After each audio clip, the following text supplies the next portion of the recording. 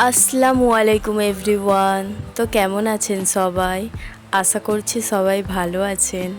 তো আজকে আমার রেসিপি পেঁপের ঘন্ট। তো চলুন সেটাই আপনাদের সঙ্গে শেয়ার করব। তেলটা আমি গরম করে নিয়েছি, এবার বড়িগুলো ভেজে নেব। তারপর ওই তেলেতেই তেজপাতা, শুকনো লঙ্কা ও 1 চামচের মতো গোটা জিরে দেব। তারপর পেঁয়াজ কুচি ও কাঁচা লঙ্কা চেরা দেব। পেঁয়াজটা একটু লালচে হয়ে গেলে 1 চামচের মতো আদা রসুন বাটা দেব। এবার দিয়ে দিতে হবে 2 চামচের মতো নারকেল কোড়া।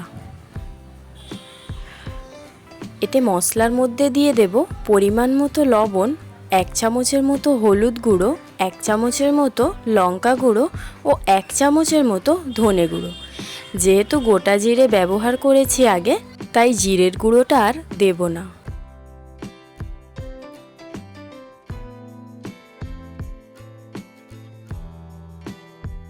মশলা থেকে তেল ছাড়লে কেটে রাখা টমেটো দেব। পেঁপেটা আমি আগে থেকেই গ্রেড করে নিয়েছিলাম, এবার এটা আমি দিয়ে দেব। তারপর ভালো করে একবার মশলার সঙ্গে মিশিয়ে নেব।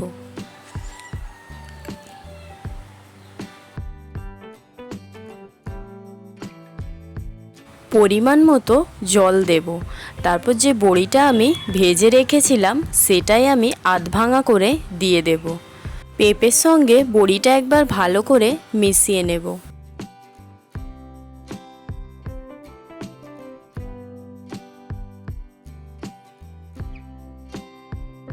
ঢাকা দিয়ে সিদ্ধ করে নেব। এটা প্রায় আমি 10 মিনিটের মতো সিদ্ধ করে নিয়েছি। পেঁপের ঘন্ট আমাদের একদমই রেডি। এবার এটা আমি পরিবেশন করব।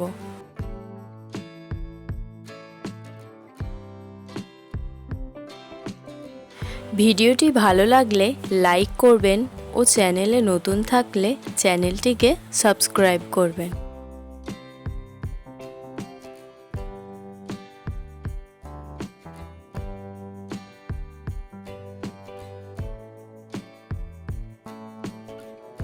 তো ভালো থাকবেন সবাই।